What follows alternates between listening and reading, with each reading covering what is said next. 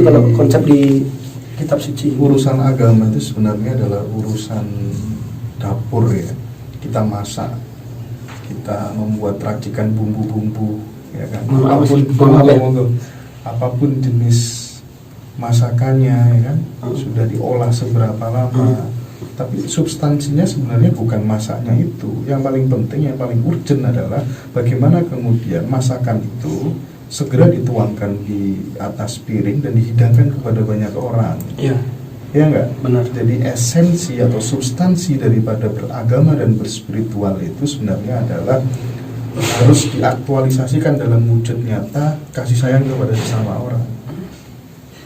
Karena perilaku itulah yang kemudian akan menyelamatkan kita. Begitu kan Mas Panja ya? Benar.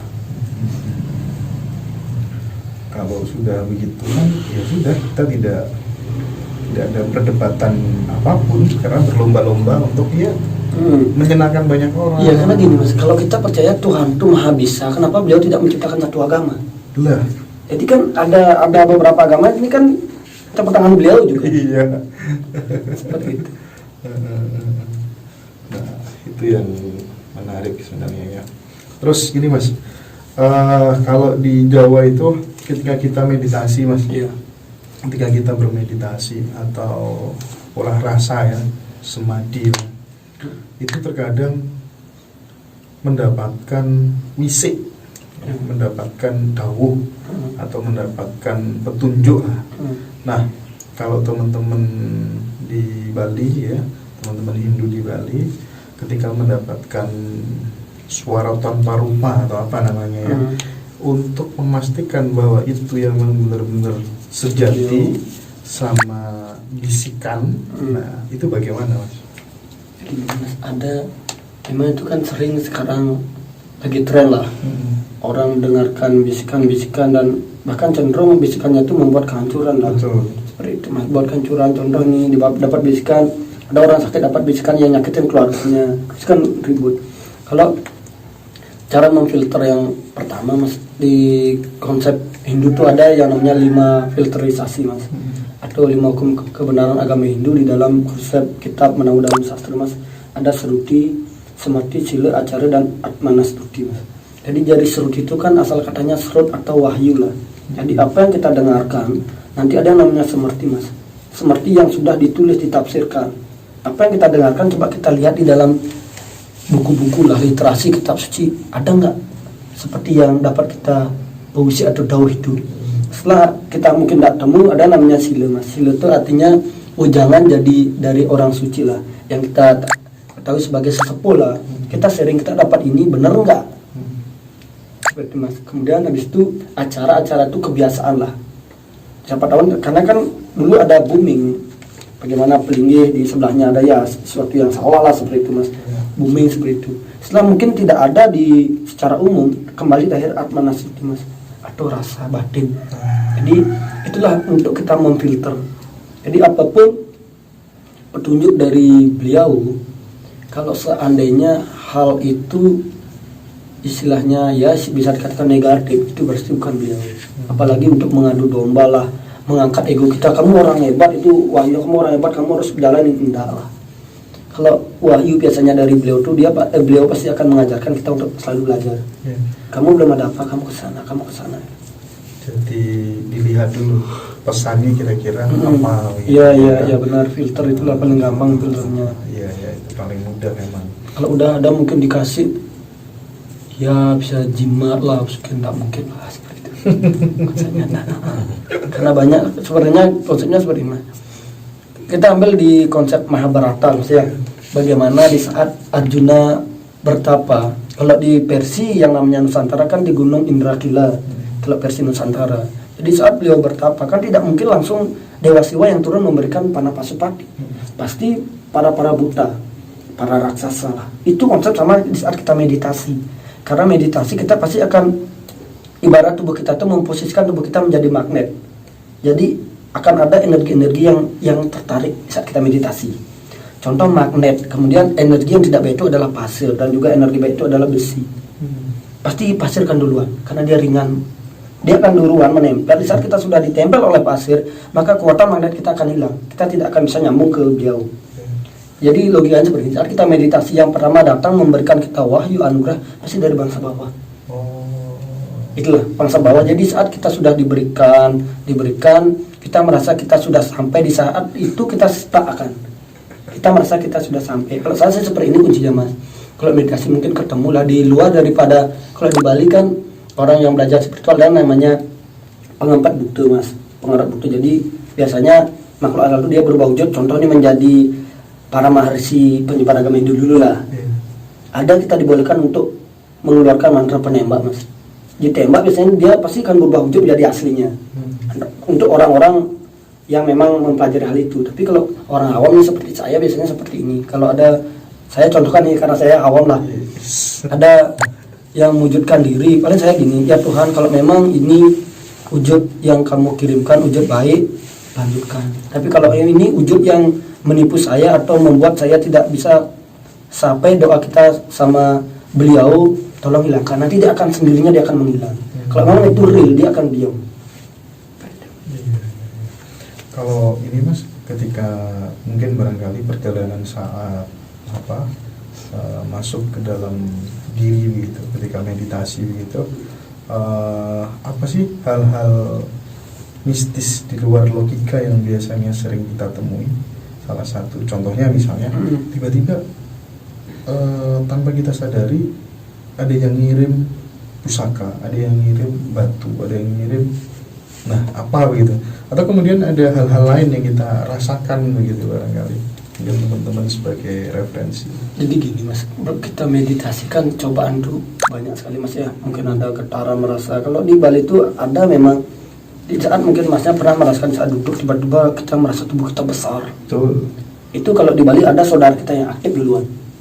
Jadi saudara kita kalau Bali pasti dia akan, kita merasa diri kita besar. Kadang kita merasa itu saudara kita sendiri sebenarnya. Saudara kita sendiri. Jadi ada memang yang namanya tanda-tanda getaran. Kalau telinga bergetar, ini akan ada yang datang ini. Kalau di bagian ini berdiri, ini dari makhluk ini akan datang. Kalau ada memang kitab-kitab yang mengajarkan hal itu Mas. Tapi secara umum saya bahas di sini bahwa di saat kita meditasi, yang pertama-tama jangan berusaha memasukkan pikiran lah dulu. Oh gitu. Kalau kita, kenapa? Saat kita memasukkan pikiran, takutnya nanti ada makhluk-makhluk yang menjebak sosok kita. Jadi biasanya kita diajarkan untuk titik konsentrasi lah. Ada yang mungkin melihat ujung hidung, konsepnya seperti itu Mas. Ada pakai dupa, biasanya dupa 3 konsentrasi biar menjadi satu lah, titik konsentrasi. Oh gitu. Nanti lama-kelamaan atau menyebut nama beliau lah. Karena kan telinga manusia itu ada yang namanya titik jenuh. Saat kita mengucapkan kata yang berulang-ulang, dia akan masuk ke dimensi itu Mas. Jadi biasanya dimensi itu kan ada, ini kan di saat kita meditasi kita sadar. Jadi ada transisi di saat kita sadar menuju tidak sadar. Tapi bukan tidak sadar.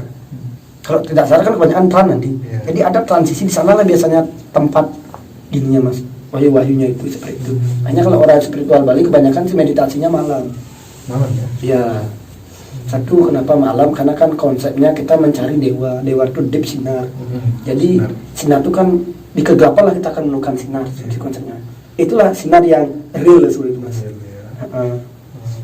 Habis itu juga energi-energi alam itu sedang meredup kalau malam dia.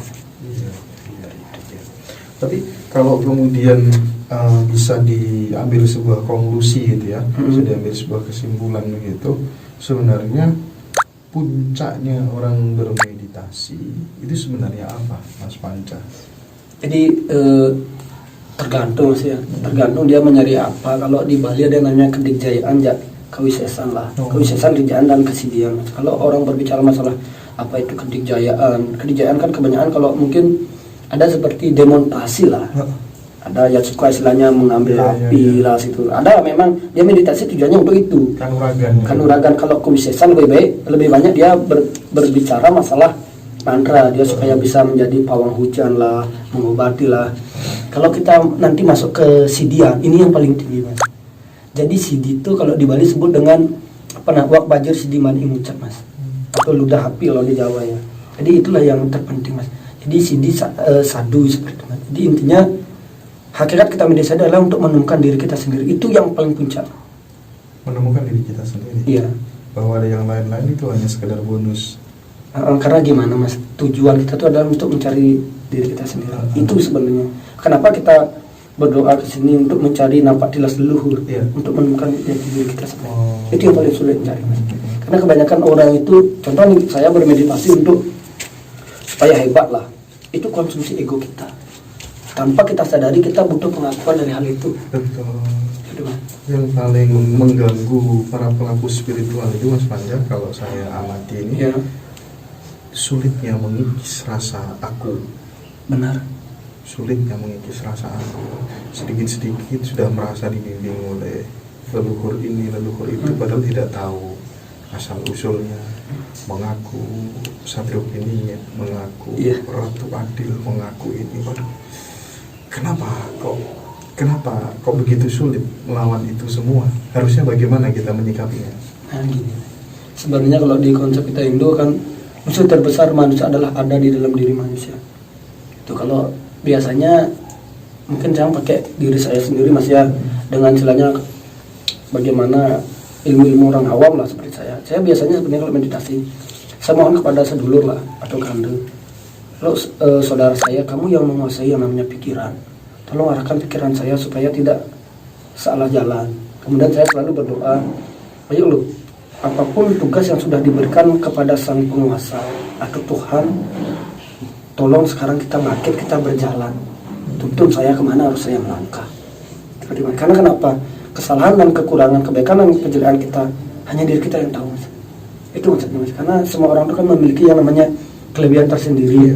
Jadi mungkin kalau jangan tuh seringlah diajarkan, sulit, yang paling sulit adalah membunuh keakuan mas. Ya, memang itu sulit, karena biasanya di saat mungkin kita nih, hanya saya sering dikasih tahu, jangan pernah sekali-kali kamu merasa dirimu bisa. Saat kamu merasa dirimu bisa, kamu akan berhenti untuk belajar.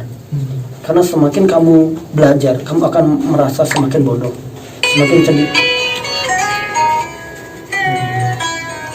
semakin sedikit kamu tahu literasi, kamu akan merasa pintar.